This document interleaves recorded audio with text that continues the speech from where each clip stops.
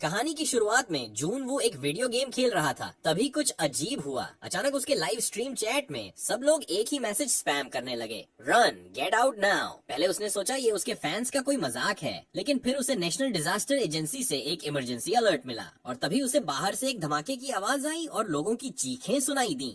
Confuse होकर जून वो balcony पर गया। वो देखकर शॉक्ड रह गया। बाहर की दुनिया पूरी तरह से कैओस में थी। लोग बिल्डिंग्स से बाहर भाग रहे थे, सभी पैनिक में थे। एक फायर ट्रक कंट्रोल से बाहर होकर क्रैश हो गया और उसने देखा एक आदमी दूसरे आदमी को काट रहा था। उसे समझ ही नहीं आया क्या हो रहा है। तभी एक औरत अपनी बेटी को बचाने के लिए एक किचन नाइफ लेकर भागी, लेकिन जैसे ही वो अपनी बेटी के पास पहुंची, उसकी खुद की बेटी उस पर झपट पड़ी और उसे जानवर की तरह काटने लगी। जून वो ये सब देखकर डर के मारे कांपने लगा। उसे समझ नहीं आ रहा था अब क्या करे, और तभी जोर से उसके दरवाजे पर दस्तक हुई। उसने पीपोल से देखा तो सब कुछ नॉर्मल लग रहा था। क्यूरियस होकर उसने दरवाजे का हैंडल पकड़ा, लेकिन जैसे ही उसने दरवाजा खोला एक आदमी अंदर घुस आया। जून वो डर के पीछे हट गया। वो आदमी उसका पड़ोसी सांगचुल था। दोनों की आपस में ज्यादा बनती नहीं थी। जून वो उससे वहाँ से जाने को कहता है, लेकिन सांगचुल उसे विनती करता है, प्लीज मुझे सिर्फ तुम्हारा बाथरूम यूज करना है, बस उसके बाद चला जाऊंगा। जून वो ने मजबूरी में हाँ कर दी और टीवी ऑन कर दिया। तभी उसे आखिरकार सच का पता चला। एक मिस्टीरियस वायरस शहर में फैल रहा था। जो लोग संक्रमित हो जाते वो ज़ॉम्बी जैसे मॉन्स्टर्स बन जाते थे, और अगर किसी को काटा जाए तो वो भी संक्रमित हो जाता। जून वो पैनिक में आ गया। उसे याद आया कि सांग चुल के कपड़ों पर खून था। जून वो डर गया और तुरंत किसी हथियार की तलाश में लग गया। तभी सांग चुल बाथरूम से बाहर आया। जून वो ने एक चाकू उठाया और जोर से चिल्लाया, बाहर निकल जाओ। सांग चुल कहने लगा कि वो बिल्कुल ठीक है, लेकिन अगले ही पल उसकी आंखें खून से लाल हो गईं और फिर कुछ डरावना होने लगा। सांगचुल गुस्से में जून वू की तरफ दौड़ा, लेकिन जून वू ने अपनी पूरी ताकत से उसे धक्का दिया और उसे अपार्टमेंट से बाहर कर दिया। जैसे ही उसने दरवाजा बंद किया, वो अभी सांस भी नहीं ले पाया था कि एक और बड़ी मुसीबत सामने आ गई। उसके शोर मचाने की वजह से और भी खतरनाक मुसीबत आने वाली थी। बाहर सांगचुल को एक और बड़े ज़ॉम्बी ने खत्म कर दिया। ये सब देखकर जून वू की हालत खराब हो गई, तो जून वू ने तुरंत फ्रिज को खींचकर दरवाजे के सामने लगा दिया ताकि वो और ज्यादा सुरक्षित हो जाए।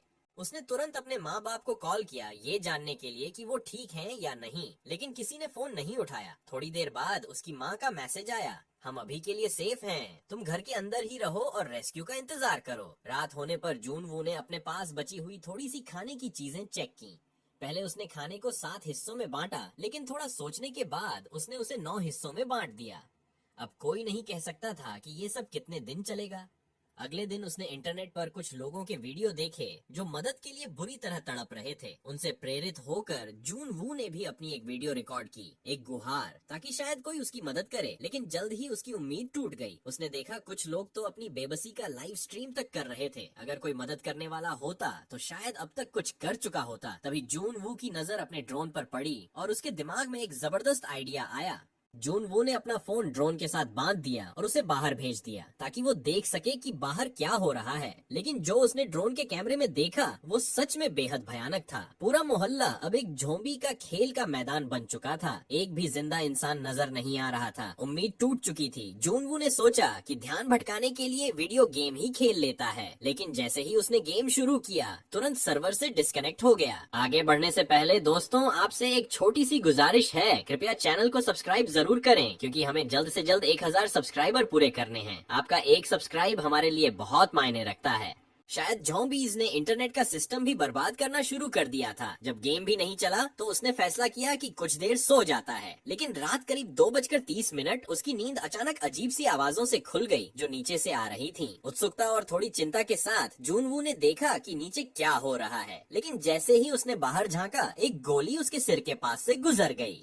नीचे एक लेडी कॉप ज़ॉम्बीज से लड़ रही थी। वो बहुत ही हिम्मत वाली और बेखौफ थी, लेकिन उसकी गनफायर की आवाज और ज्यादा ज़ॉम्बीज को अपनी तरफ खींच रही थी। और सबसे बुरी बात ये थी कि उसकी गोलियां खत्म हो चुकी थीं। जैसे ही उसने रीलोड करने की कोशिश की एक ज़ॉम्बी ने उस पर झपट्टा मारा और उसे जमीन पर गिरा दिया। बाकी ज़ॉम्बी भी तुरंत उस पर टूट पड़े और उसे दबोच लिया गया। एक बेहद निराशा के पल में उस लेडी कॉप ने अपनी गन अपने सिर पर रख दी। वो अपना आखिरी फैसला लेने के लिए तैयार थी, लेकिन वो ऐसा कर नहीं पाई। 2 ज़ॉम्बीज ने उसके हाथ हाथ पकड़ लिए और उसे घसीट कर पार्किंग गैराज की तरफ ले गए और वहाँ नीचे तो और भी ज्यादा ज़ॉम्बी भरे हुए थे। ये सब ऊपर से देखकर जूनवू और सह नहीं सका। उसने पूरी ताकत से चिल्लाया ताकि ज़ॉम्बीज़ का ध्यान उस कॉप से हट जाए, लेकिन सब कुछ पहले ही बहुत देर हो चुकी थी। न सिर्फ वो कॉप बच पाई बल्कि उसकी चीख ने कुछ और ज्यादा खौफनाक को अपनी तरफ खींच लिया। अचानक एक जोर का धमाका हुआ। जूनवू के दरवाजे के सामने जो फ्रिज उसने अड़ाया था उसे किसी ने जोर से लात मारकर तोड़ दिया। वो बड़ा ज़ॉम्बी, वही जिसने उसके पड़ोसी सांग चुल को घसीट कर ले गया था, अब सीधा जूनवू की तरफ बढ़ रहा था। डर के मारे जूनवू ने फ्रिज को वापस दरवाजे के सामने धकेलने की कोशिश की, लेकिन उस मॉन्स्टर के सामने उसकी एक नहीं चल रही थी। जैसे ही वो क्रिएचर दरवाजा तोड़ने वाला था, जूनवू के दिमाग में एक आइडिया आया।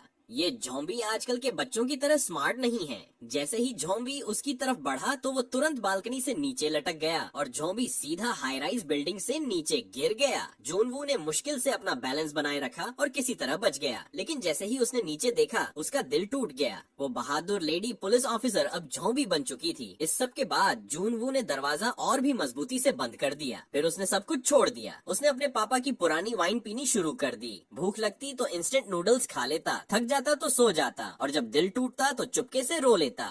लेकिन ये सुकून भरा दर्द भी ज्यादा देर तक नहीं टिक पाया।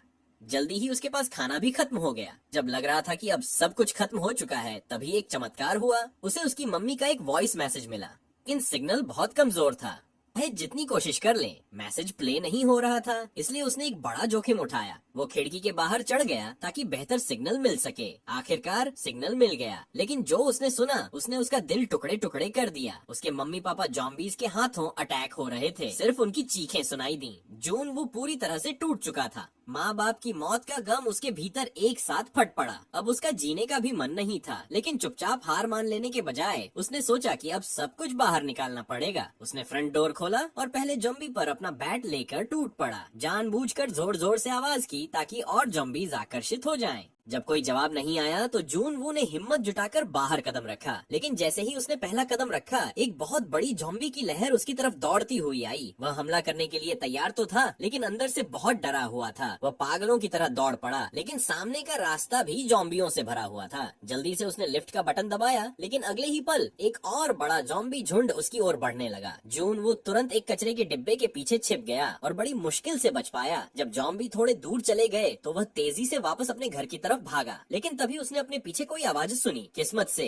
वह ज़ॉम्बी अंधा था, इसलिए जूनवू को देख नहीं पाया। जूनवू ने तुरंत मौका पकड़ा, अपने फ्लैट में घुस गया और जोर से दरवाजा बंद कर दिया। ज़ॉम्बी आवाज से आकर्षित हो गए। हैरानी की बात यह थी कि कुछ ज़ॉम्बी को अब भी अपनी इंसानी जिंदगी की कुछ धुंधली यादें थीं। वे दरवाजा खोलने की कोशिश भी करने लगे, लेकिन कुछ देर कोशिश करने के बाद थक कर चले गए। उस रात जब जूनवू ने अपना बदला ले लिया था, उसने एक अंतिम वीडियो रिकॉर्ड किया। वह दुनिया को अलविदा कहने के लिए तैयार था, लेकिन जैसे ही उसने हमेशा के लिए अपनी सांसें बंद करने की कोशिश की, अचानक एक लाल रोशनी उसकी खिड़की के पार चमकी। वह रोशनी सामने वाली इमारत से आ रही थी। उसी पल जूनवू को समझ में आ गया, वह अकेला सर्वाइवर नहीं था। वह किसी तरह अपने गले की रस्सी खोलता है और उस लाल रोशनी की तरफ देखता है, और वहाँ एक जवान और खूबसूरत लड़की खड़ी थी। उसने जूनवू की तरफ देखा और उसे इडियट कह दिया, लेकिन गुस्सा करने की बजाय जूनवू का दिल खुशी से भर गया। उसने खुशी खुशी उस लड़की की तरफ हाथ हिलाया। फिर लड़की ने हाथ के इशारों से बताया कि कल सुबह 7 बजे वह उससे बात करेगी। दोनों अपने अपने कमरों में लौट गए। बिल्कुल जूनवू की तरह वह लड़की भी वायरस आउटब्रेक के बाद से अकेली ही रह रही थी। लेकिन किम सर्वाइवल में जूनवू से काफी ज्यादा समझदार थी। उसने अपना खाना सख्ती से राशन किया था और अपने अपार्टमेंट के अंदर कई ट्रैप्स भी लगा रखे थे, ताकि अगर कोई ज़ॉम्बी अंदर घुस आए तो उसका काम तमाम हो जाए। अगली सुबह दोनों ने अपने नाम एक दूसरे को बताए। लड़की का नाम था किम। तब तक जूनवू पूरे दिन बिना कुछ खाए रह चुका था। उसका पेट दर्द से भर गया था। किम ने उसकी हालत देखी और तय किया कि उसे कुछ खाने को भेजना चाहिए। उसका प्लान था कि एक बेसबॉल से एक रस्सी बांधकर उसे सामने की बिल्डिंग में फेंके, ताकि दोनों बिल्डिंग्स को आपस में जोड़ा जा सके। लेकिन किम ने दूरी का अंदाजा थोड़ा गलत लगा लिया। खुशकिस्मती से जूनवू ने तुरंत समझ लिया कि वह क्या करने की कोशिश कर रही है। उसने अपना ड्रोन इस्तेमाल किया और रस्सी को उड़ाकर किम तक पहुंचा दिया। प्लान काम कर गया और कुछ ही देर में जूनवू को किम का फूड पैकेज मिल गया। आखिरकार जून वू ने एक अच्छा खाना एंजॉय किया, लेकिन तभी कुछ ऐसा हुआ जिसकी उम्मीद नहीं थी। एक जॉम्बी बन चुका फायर फाइटर उस रस्सी और उससे बंधी बेसबॉल को देख चुका था। जून वू ने तुरंत किम को चेतावनी दी। किम ने रस्सी खोलने की कोशिश की, लेकिन जॉम्बी ने जोर से उसे खींच लिया, जिससे एक टेबल किम पर गिर गई और वह बेहोश हो गई। और सबसे बड़ी समस्या ये थी कि उन जॉम्बीज के पास अब भी इंसानों जैसा दिमाग था। वह बिल्डिंग पर चढ़ने लगा। जून वू ने एक बोतल उठाई और उस जॉम्बी पर फेंकी ताकि उसका ध्यान भटके, लेकिन जॉम्बी पर कोई असर नहीं हुआ। वह सीधा किम के अपार्टमेंट की ओर चढ़ता जा रहा था। जून वू ने अपना ड्रोन भेजा ताकि जॉम्बी को डिस्टर्ब कर सके। शुरू में प्लान काम कर गया, लेकिन जॉम्बी ने ड्रोन पर जोर से वार किया और उसे नीचे गिरा दिया। जैसे ही जॉम्बी किम के कमरे में घुसने ही वाला था, शुक्र है कि किम वक्त पर होश में आ गई। उस शाम तेज बारिश होने लगी। दोनों ने जल्दी से बर्तन और कटोरे निकालकर बारिश का पानी इकट्ठा करना शुरू किया। फिर किम ने अपने दूरबीन निकाले और एक दिलचस्प चीज देखी। पास की एक बिल्डिंग के 8वें माले पर कोई जॉम्बी नहीं था। वक्त धीरे धीरे बीत रहा था और उनका खाना अब खतरनाक रूप से कम हो चुका था। अगर उन्हें जिंदा रहना था तो अब उन्हें बाहर जाकर खाना ढूंढना ही पड़ेगा। उस रात जून वू ने अपने पैरों पर टॉवेल लपेट लिए ताकि कोई आवाज न हो। उसने अपना बेसबॉल बैट उठाया और दरवाजा धीरे से खोला। हॉलवे में उसे एक पड़ोसी की लाश के पास चाबियां मिली। उसने उन्हीं चाबियों से अगला अपार्टमेंट अनलॉक किया। अंदर जाते ही उसने देखा कि एक आदमी जमीन पर पड़ा हुआ था। जून वू ने एक जूता उठाकर उस पर फेंका। कोई रिएक्शन नहीं आया। थोड़ा रिलैक्स महसूस करते हुए उसने कमरे की तलाशी शुरू की। जब उसने फ्रिज खोला तो एक घिनौनी सी बदबू आई, लेकिन शुक्र है कुछ डिब्बा बंद खाने की चीजें और ड्रिंक्स अब भी सुरक्षित थीं। उसने सब कुछ पैक किया और आगे बढ़ा। जहाँ वह लाश पड़ी थी वहाँ उसे और भी डिब्बे और 2 वॉकी टॉकीज मिल गए, लेकिन जाते जाते जून वू से एक गलती हो गई। उसने जिज्ञासा में उस बॉडी को ध्यान से देखने की सोची। तभी अचानक एक जॉम्बी ने पीछे से उस पर हमला कर दिया। जून वू ने तुरंत वह बॉडी उठाई और उसे ढाल की तरह इस्तेमाल करते हुए जॉम्बी का अटैक ब्लॉक किया। फिर बिना पीछे देखे वह हॉलवे से भागता हुआ अपने घर की तरफ दौड़ा और जोर से दरवाजा बंद कर दिया। उस रात उसने दिनों बाद एक सुकून भरा खाना खाया। खाने के बाद उसने आधा खाना और एक वॉकी टॉकी एक बॉक्स में पैक किया और रस्सी के जरिए किम की बिल्डिंग में भेज दिया। अगली सुबह वॉकी टॉकी से आवाज आई। किम थी जो उसका शुक्रिया अदा कर रही थी। एक इंसानी आवाज को दोबारा सुनना जून वू के लिए एक इमोशनल पल था। उस दिन के बाद दोनों रोज वॉकी टॉकी पर बातें करने लगे। उनकी दोस्ती ने उन्हें इस डरावने सपने में जीने की हिम्मत दी। लेकिन उसी दिन जब वे आराम से बात कर रहे थे, तभी उन्होंने एक अजीब सी आवाज सुनी, जैसे बारिश हो रही हो।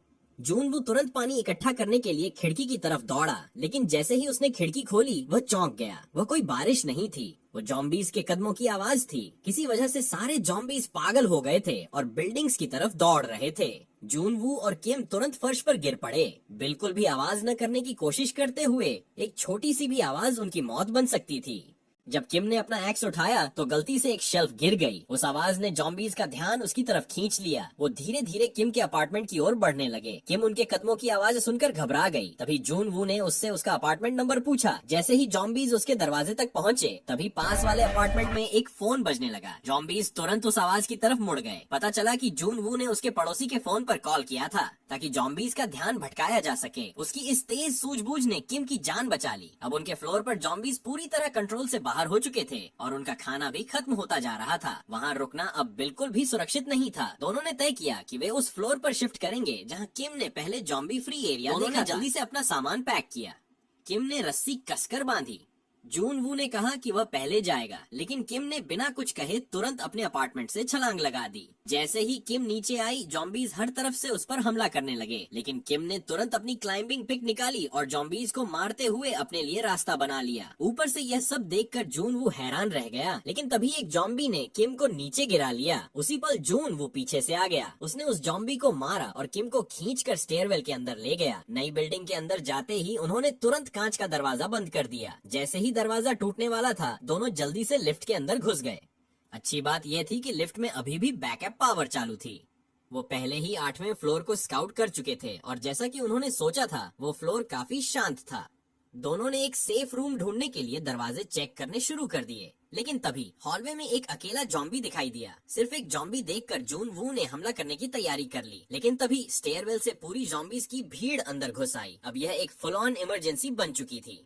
किम तुरंत भागी और ज्यादा दरवाजे खोलने की कोशिश करने लगी, जबकि जून वू ने एक गेट तोड़कर उसे जॉम्बीज के रास्ते में अड्डा दिया। तभी अचानक एक दरवाजा खुला और एक हाथ ने किम को अंदर खींच लिया। फिर एक स्मोक ग्रेनेड हॉलवे में फेंका गया। एक रहस्यमयी आदमी सामने आया और जून वू को भी अंदर खींच लिया। अभी के लिए वो दोनों सेफ थे, लेकिन किम अब भी अलर्ट थी, क्योंकि उसे याद था कि ये फ्लोर तो खाली होना चाहिए था। वो आदमी उन दोनों के लिए पानी लेकर आया। दोनों थोड़े घबराए हुए थे, तो उसने कहा कि वह उनकी सिचुएशन को समझ सकता है। जब उसने पूरा पानी एक ही बार में पी लिया, तब जाकर किम और जून वू ने धीरे धीरे घूंट लेना शुरू किया। लग रहा था कि वह भी एक सर्वाइवर ही है। फिर उसने कुछ खाने का सामान निकाला। भूखे जून वू और किम ने तुरंत भेड़ियों की तरह खाना शुरू कर दिया। आदमी ने कहा, आराम से खाओ, रेडियो पर सुना है कि एक रेस्क्यू टीम आ रही है।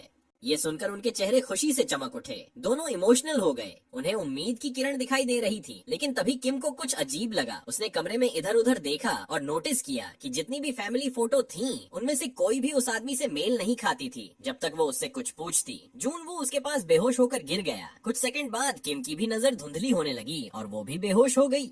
आदमी ने एक सेकंड भी बर्बाद नहीं किया। उसने किम को खींचकर एक बैक रूम में ले गया।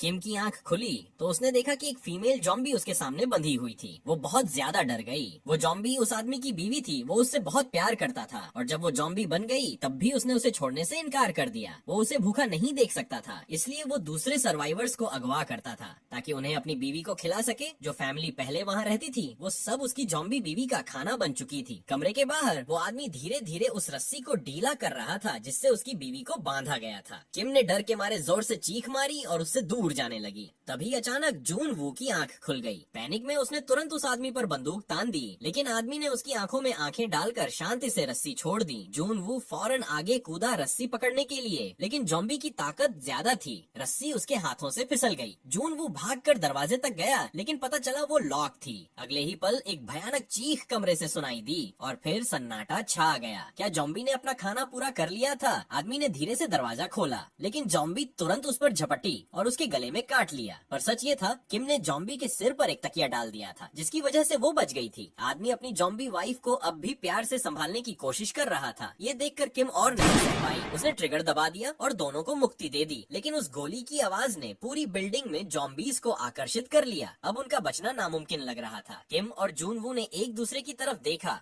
एक कड़वा सा मुस्कान एक्सचेंज किया और अपनी गन्स उठाई, तैयार सब खत्म कर देने के लिए। पर तभी एक तेज आवाज बाहर से सुनाई दी। दोनों खिड़की की तरफ दौड़े। एक रेस्क्यू हेलीकॉप्टर उनकी तरफ आ रहा था। उनकी आंखों में एक बार फिर उम्मीद चमक उठी। नए हौसले के साथ दोनों हॉलवे की तरफ दौड़े, जॉम्बीज को मुश्किल से चकमा देते हुए। जून वू ने एक साइकिल उठाई और जॉम्बीज के रास्ते में डाल दी ताकि उन्हें रोका जा सके। आखिरकार वे रूफटॉप तक पहुंच गए और दरवाजे को जाम कर दिया, लेकिन जितना भी वे रोकते रहे, जॉम्बीज ने दरवाजा तोड़ ही दिया। सब कुछ खत्म सा लग रहा था। तभी हेलीकॉप्टर ने उन्हें देख लिया और जॉम्बीज पर फायरिंग शुरू कर दी। किम और जून वू को बचा लिया गया। आखिरकार उनकी जान बच गई। उसी वक्त रेडियो टावर भी फाइनली रिपेयर हो गया, एक के बाद एक, और सर्वाइवर्स ने ऑनलाइन एसओएस मैसेज भेजने शुरू कर दिए, क्योंकि जब तक तुम जिंदा हो, उम्मीद कभी नहीं मरती, चाहे वक्त कितना भी अंधेरा क्यों न हो।